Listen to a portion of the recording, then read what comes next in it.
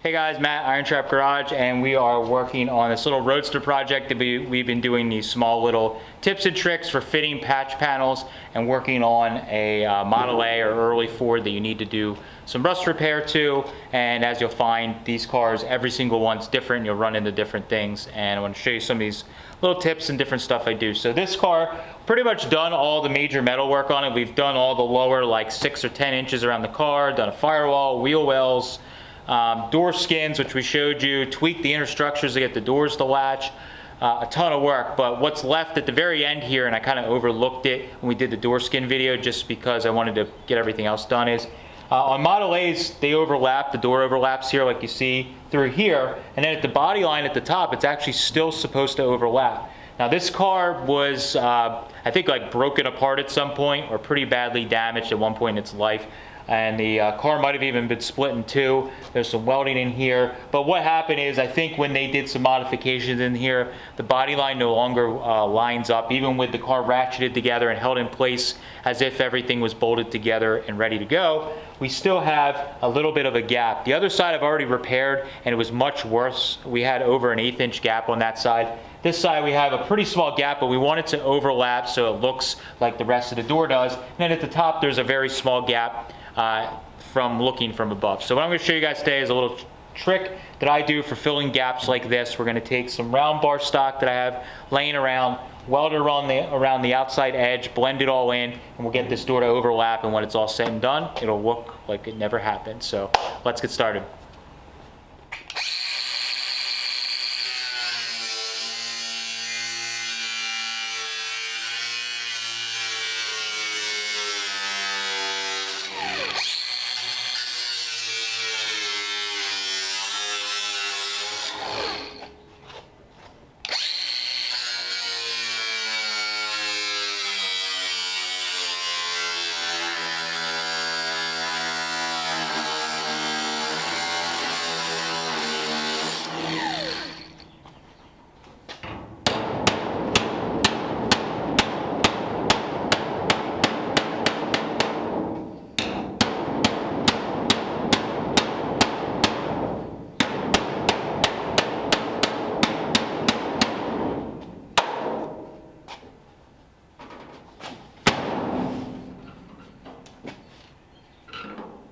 Should work. Push it down and be level. All right.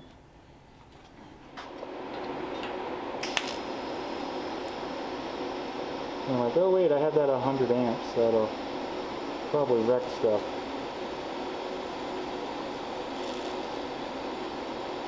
All right, you're good. It'll hold itself.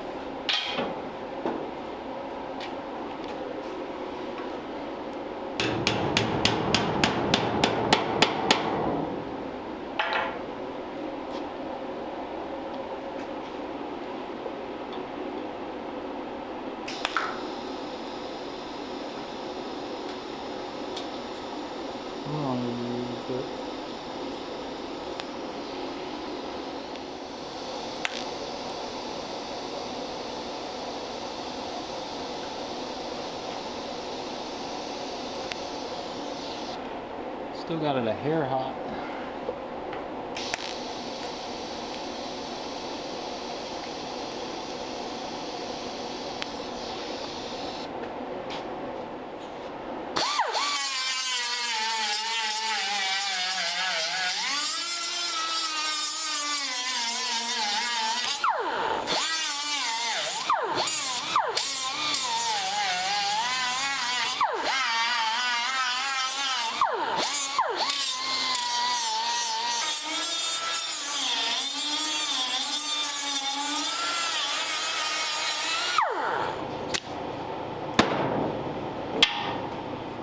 All right, so in the last shot you saw, I was just putting a little section in here to get this top to kind of flow in with the door. The door has a little play, like we mentioned in one of the videos. The door pins need to be, oversized ones need to be put in, which Aaron will do when he gets the car. But I just knocked this down, put a slit in it, tapped down the body hammer, welded it up, so now it's all pretty much even. So now what we're running into is from here to here, the door should be overlapping the body there. So it is not. So on the other side, I actually used a much larger piece of round bar like this, but this side is pretty darn close, so we actually dropped down to another size round bar. So what I'm gonna actually do is I tack it on the inside of the door jamb, and then as it's hot, I push it in and move it around, and you guys will go see what happens. But we're gonna weld this up, and then we grind it down and make it so that the door overlaps and looks correct. So I'm gonna get the door open, get it all tacked in place, and show you how it's done live. No TV magic, not too much.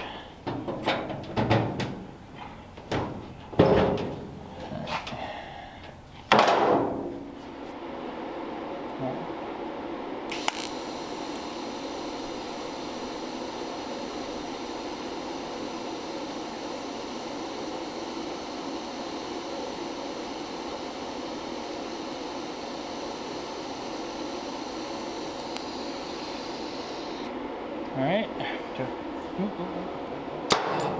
go. All right, I can flow it from there. So I'm probably gonna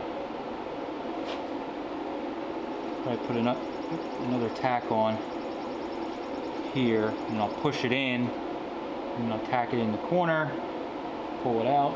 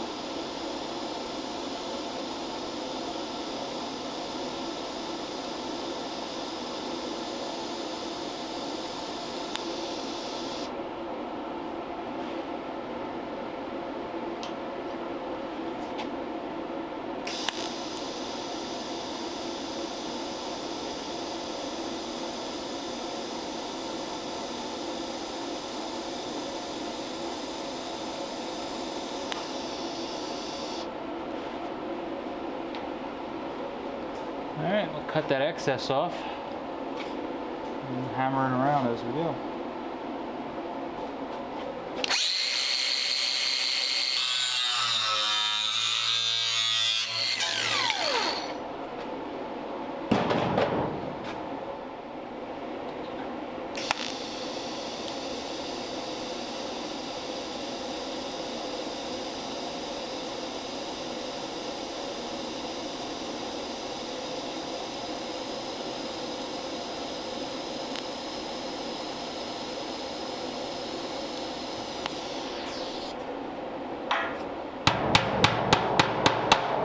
Go. Use the heat to your advantage.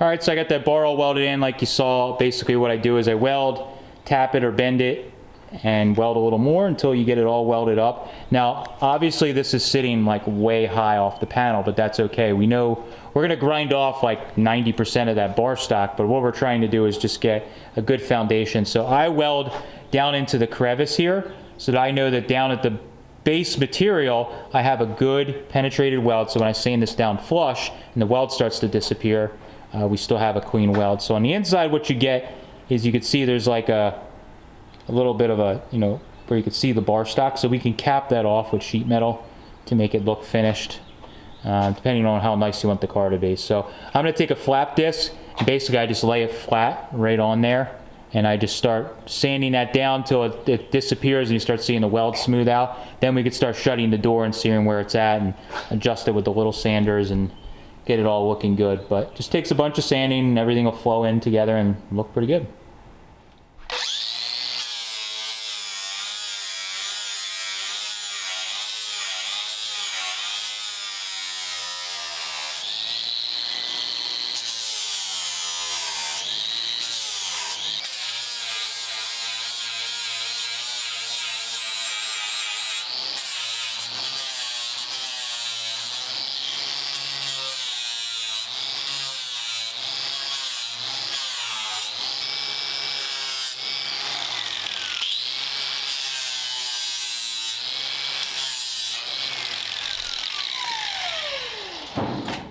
Close enough to give it a try. And we're hitting right in the corner. Knock that down.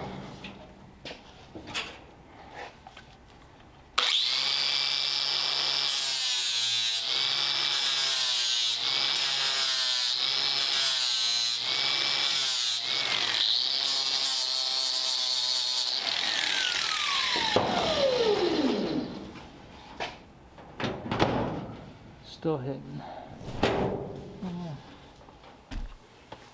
All right, so after a bunch of sanding, we got everything kind of blended in and looking good, and just got everything so it fits a lot better. You can see now the door overlaps the edge of the door jamb so that it looks good, and it looks natural, if you will. The amount of overlap isn't really that important if you're not building some kind of crazy show car that you're worried about even inside gaps. As long as it overlaps and it clears, and everything opens and shuts, it should be good. Now on the inside of this, there is a little like concave you can see. If you're building a crazy show car, you can cap that off and blend it and body work it and do all that stuff. But for what this car is, it looks pretty natural. I'm gonna leave it out how it is, and everything looks good from the outside. When it's shut up, it's totally fine. He's just gonna drive this car and enjoy it. We're not gonna go overboard smoothing the door jambs or anything like I did with the T, which is my tendency, so I'm holding back here big time. So now that this is all done, the door opens and shuts. We got the other side done as well, and the door jamb and the door patches are all looking pretty good, and the car's just about ready to send home, and they can do just their minor body work and get the thing on some wheels, get an engine in it, and get it driving. That's all I have for this one. I appreciate you guys following along. Let me know what you thought of this trick, or if you have a similar trick that you use for doing door gaps. I'd love to hear them down below. Thanks, guys. Catch you later.